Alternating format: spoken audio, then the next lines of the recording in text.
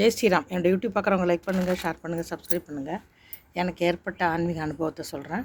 எனக்கு ஒரு நாள் கனவு வந்ததுங்க.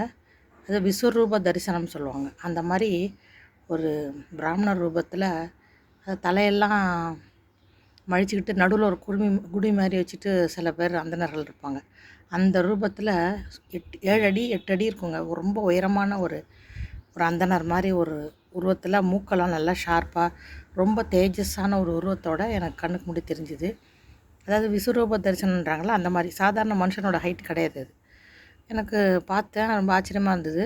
அதை பற்றி யோசிச்சுட்டு இருந்தேன். அடுத்த நாளே எனக்கு என்னாச்சுன்னு பார்த்திங்கன்னா, ஹனுமான் டெம்பிளில் ஹனுமானை அர்ச்சனை, அபிஷேகம், ஆராதனை இதெல்லாம் பக்கத்தில் இருந்து பார்க்குற, தரிசனம் பண்ணுற பாக்கியம் கிடச்சிது.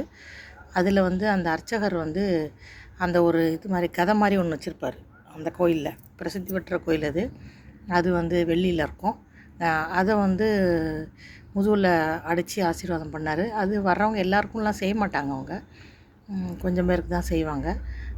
விஐபிஸ்க்கு அந்த மாதிரி இருக்கவங்களுக்கு. அந்த பாக்கியம் கூட எனக்கு கிடச்சிது.